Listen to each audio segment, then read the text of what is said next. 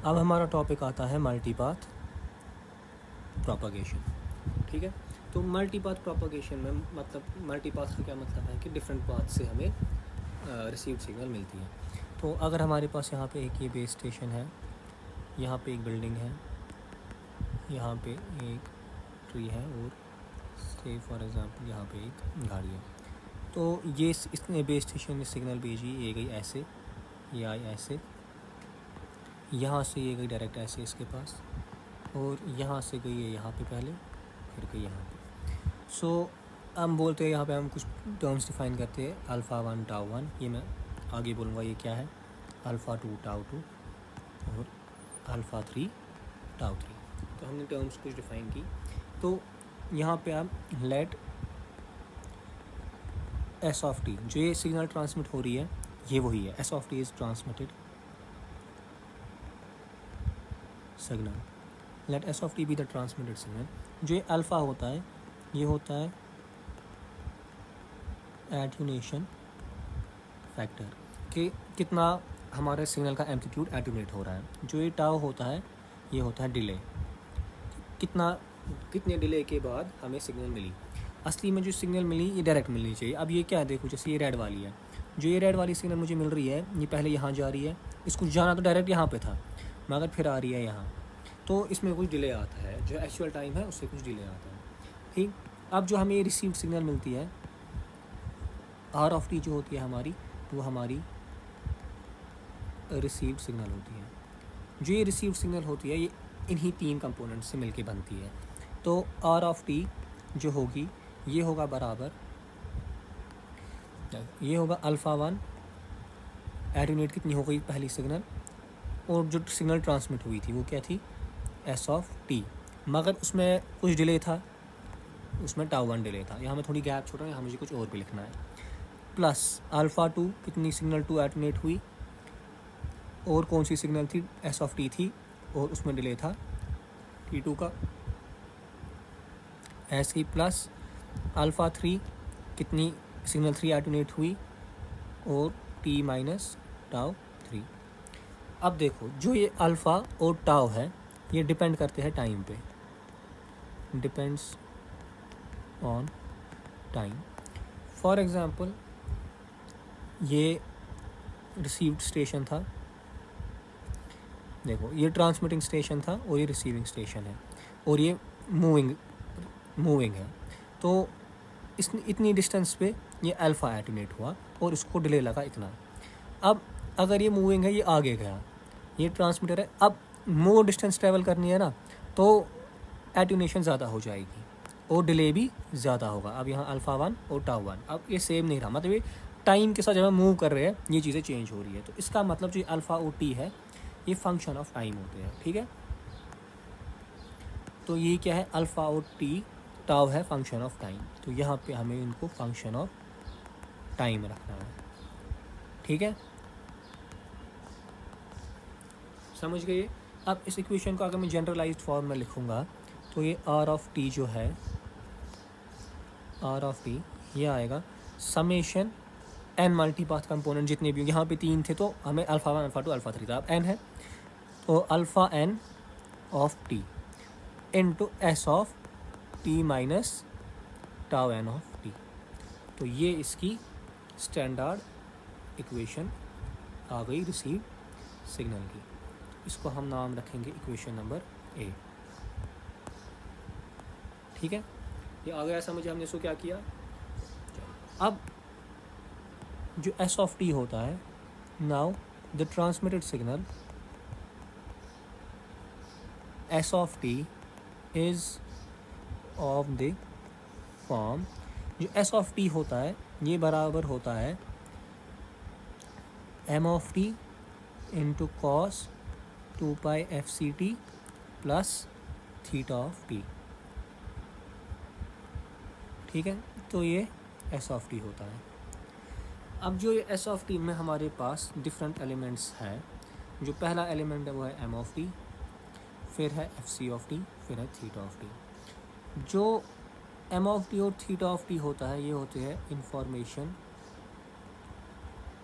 Is carried bye them.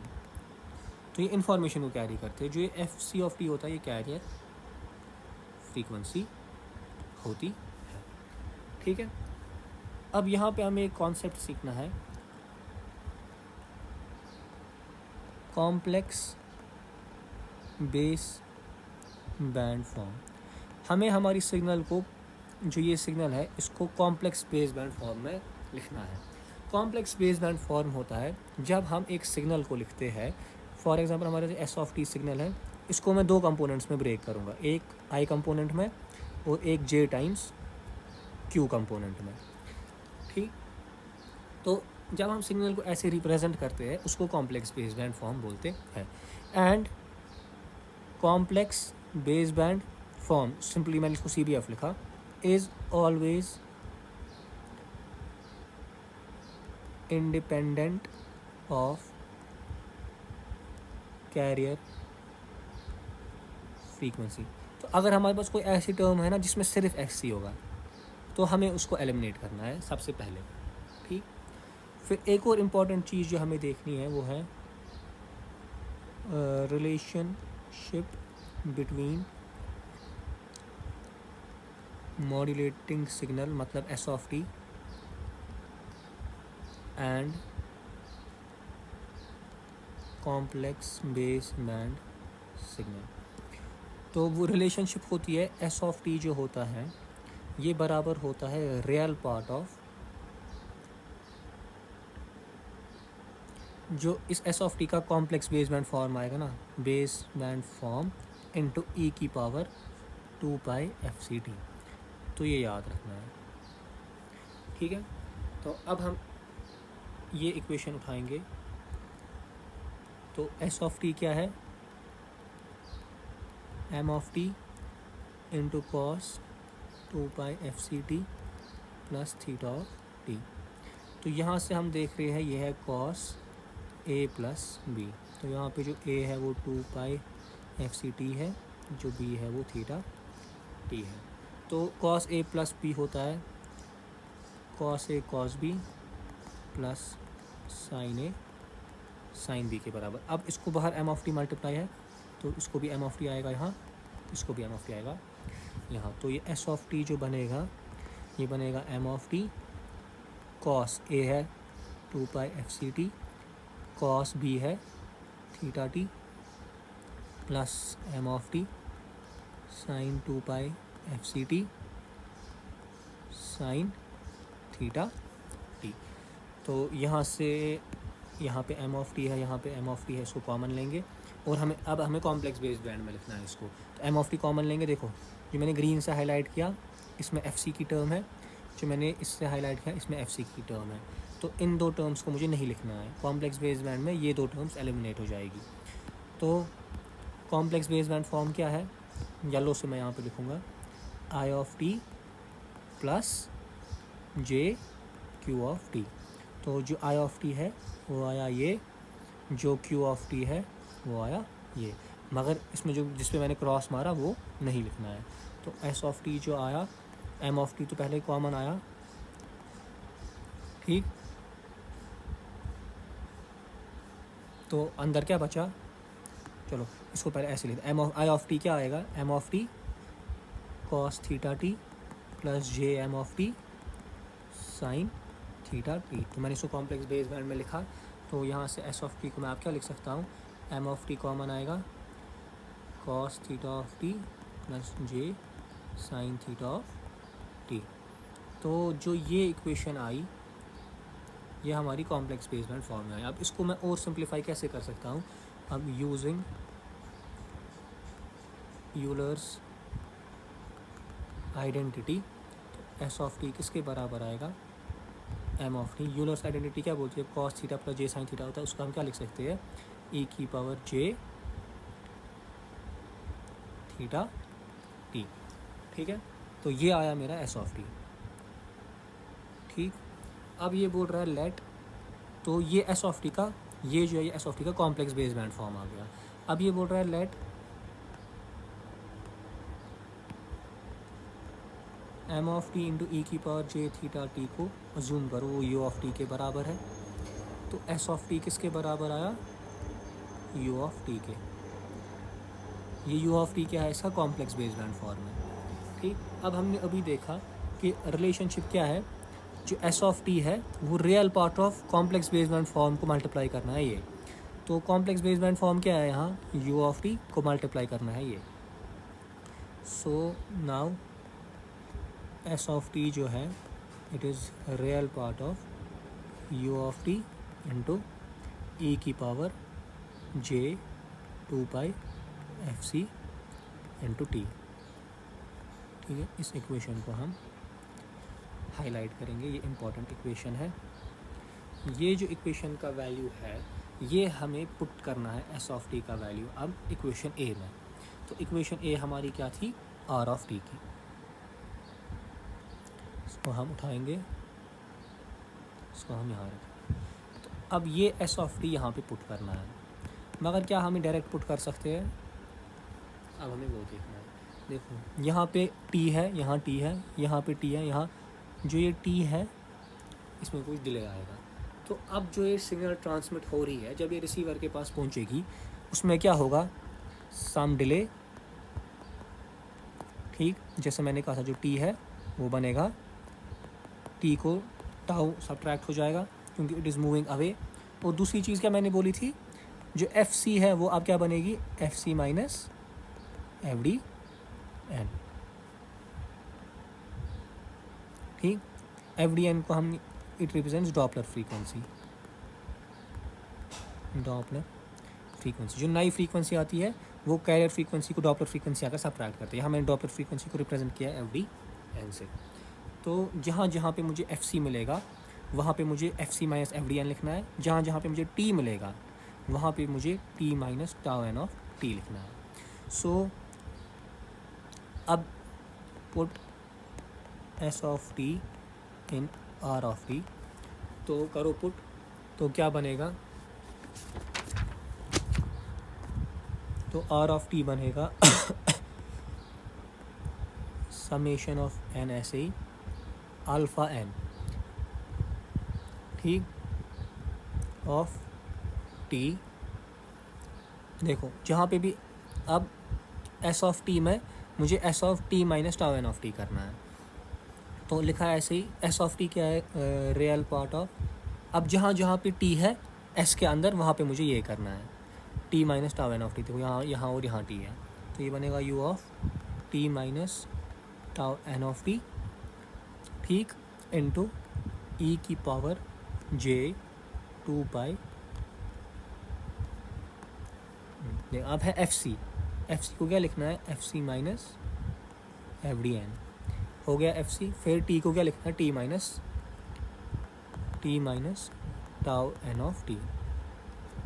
देखो अब मैं ये इक्वेशन लूँगा, मैं थोड़ा इसको सिंप्लीफाई करूँगा पहले, ठीक है, मैं बार बार स्टेप्स कहाँ लिखूँगा सारे,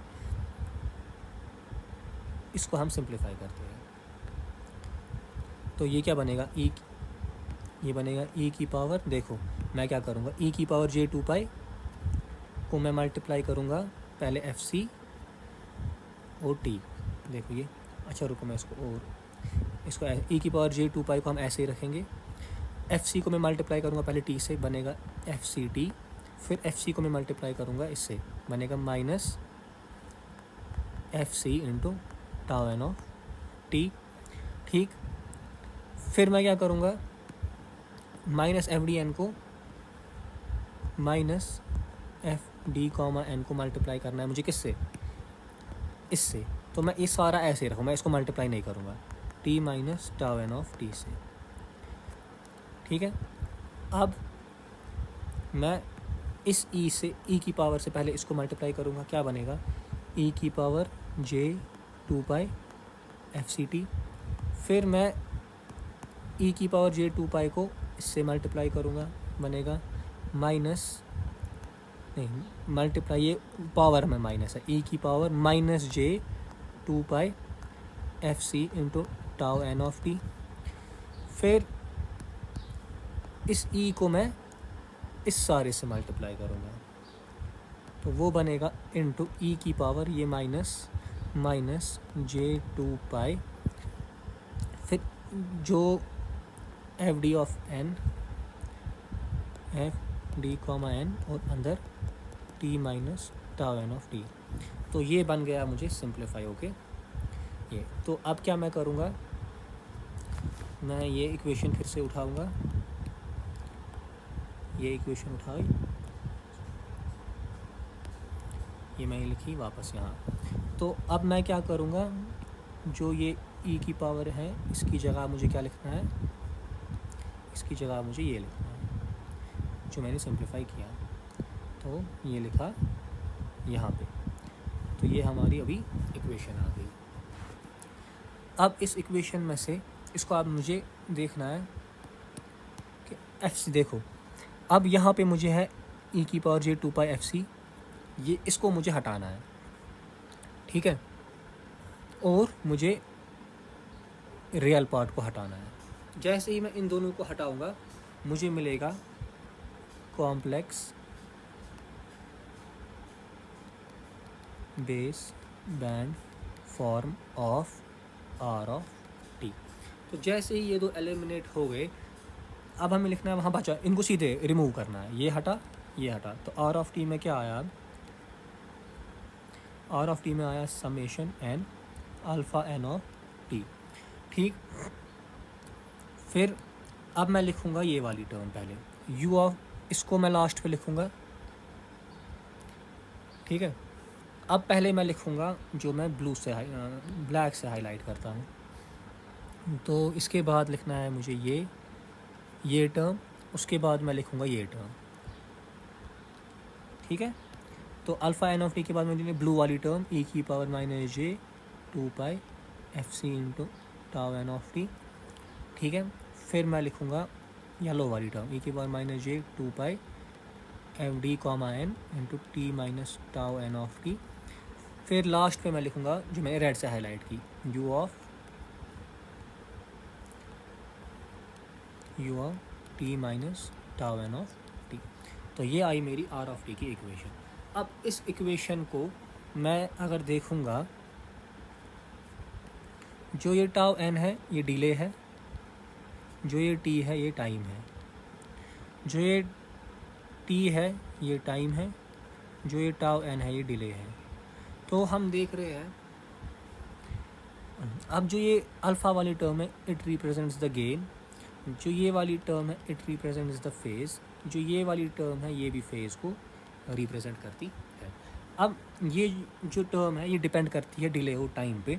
इसको मैं फिर ऐसे लिख सकता हूँ, ई की पावर जे थीटा एन, ये टी ओ टाउ पे डिपेंड कर रही है, इस ये भी टी ओ टाउ पे डिपेंड करे, इसको मैं लिखूँगा ई की power J psi N T comma tau, ठीक। इन दो को मैंने ये नाम रखा। तो ये अब इक्वेशन क्या बनेगी मेरी, आर ऑफ टी बनेगी summation of N alpha N of T E की power J theta N of T comma tau E की power J psi N of T comma tau into U of T minus tau N of T, ठीक। अब ये बोल रहा है कि जो ये टर्म आ गई, ये दोनों अब टी और टाउ पे डिपेंड करते हैं, तो इनको एक और टर्म से हम चेंज करेंगे, लेट दिस बी ई की power J phi N of T comma tau. तो अब हमारी आर ऑफ टी क्या बनेगी, summation of N alpha N of T E की power J phi N T comma tau into U of T minus tau N of T. अब ये बोल रहा है जो ये दो टर्म्स हैं, इन दो टर्म्स के बदले let these terms be replaced by H of N into T minus tau. तो जो अब final expression of are of T आई वो आएगी समेशन ऑफ एन, इस रेड वाले बॉक्स की जगह लिखना है H of N into T minus tau into U of T minus tau N of T. तो this is the final expression of are of T. तो इस आर ऑफ टी से हम देख रहे हैं ये कुछ रिजेंबल कर रही है कन्वोल्यूशन की, जो हम सिग्नल सिस्टम में कन्वोल्यूशन पढ़ा था ना, x of T into H of T minus tau. तो ये कन्वोल्यूशन से रिजेंबल कर रही है, कन्वोल्यूशन से रिजेंबल। मगर क्या ये कन्वोल्यूशन है, नो, ये कन्वोल्यूशन क्यों नहीं है, रीज़न क्या है कन्वोल्यूशन नहीं है ये, रीज़न ये है जो कन्वोल्यूशन होता है वो LTI सिस्टम्स का होता है, टाइम इनवेरिएंट सिस्टम्स का, जिसमें टाइम की डिपेंडेंस नहीं होती है। ये इक्वेशन टाइम डिपेंडेंट है। क्यों है टाइम डिपेंडेंट? क्योंकि अल्फ़ा और टाउ टाइम पे डिपेंड करते हैं। जैसे ये टाइम चेंज होगा ये इक्वेशन चेंज होगी, so it is not a convolution equation. ठीक, तो ये एक्सप्रेशन क्या बन गई? Expression of received signal, this is the expression of received signal in time varying system, in time varying system. अब हम एक ग्राफ देखेंगे यहाँ पे। ये ग्राफ है power versus log of distance के बीच का। ठीक, जो मैं सबसे पहला ये ब्लू से ग्राफ बना रहा हूँ, ये डायरेक्ट पाथ लॉस का है कि जितना ज़्यादा पाथ बढ़ गया लॉसेस उतने बढ़ते गए, तो एज डिस्टेंस इज इंक्रीज्ड तो पावर उसका घटता गया। ठीक है, अब जो दूसरा ग्राफ मैं बना रहा हूँ ग्रीन से,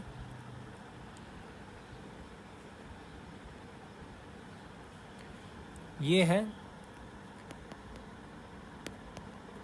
path loss plus shadowing, blue वाला है सिर्फ पाथ लॉस। देखो ये पाथ लॉस प्लस शैडोइंग क्या हुआ, ये मेरी अगर बिल्डिंग है, यहाँ से सिग्नल आई, यहाँ पे शैडोइंग हुई। देखो जैसे फॉर एग्जांपल जहाँ पे शैडो आई ना, वहाँ पे मेरा ये नीचे डिक्रीज़ हो रहा है। जहाँ पे फिर शैडो बिल्डिंग, ये शैडो ख़त्म हो गई, ये वापस इंक्रीज़ होगा। तो ये ऐसे है। और एक और होता है ऐसा, ये मैं रेड से आप दिखा रहा हूँ।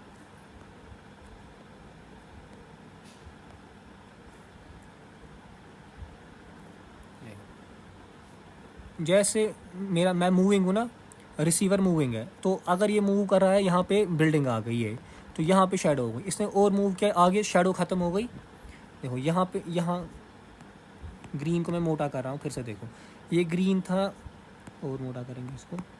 जो ये ग्रीन है, यहाँ तक शैडोइंग थी, यहाँ तक शैडोइंग नहीं थी। ठीक, अब जैसे ही शैडोइंग आ गई, ये नीचे घट गया। इसको यहाँ शैडो हो गई, यहाँ तक निकला, यहाँ पे बिल्डिंग ख़त्म हो गई, ये वापस बढ़ गया। ठीक, अब जो ये रेड वाला है, ये path loss plus multi path plus shadowing है, उसकी वजह से होता है ये। देखो जैसे हल्का सा इसने मूव किया, शैडो हो गई, अगर ये वापस आया शैडो ख़त्म, तो इसीलिए इसका ऐसा आता है ग्राफ। ठीक है, तो ये हमारा होता है यहाँ पे मल्टीपाथ प्रोपगेशन ख़त्म। तो अब हम जाते हैं नोट्स में। देखो यही हमने सारा किया डिराइवेशन यहाँ तक। तो अब अगले वीडियो में हमें ये मॉडल पढ़ने, और सच बोलूँ तो ये मुझे समझ नहीं आया है। तो इसका पहला पेज तो मुझे बिल्कुल समझ नहीं आया है, यहाँ से थोड़ा थोड़ा समझ आया है जो कि मैं समझा सकता हूँ। ठीक है, ये हम अगले वीडियो में पढ़ेंगे।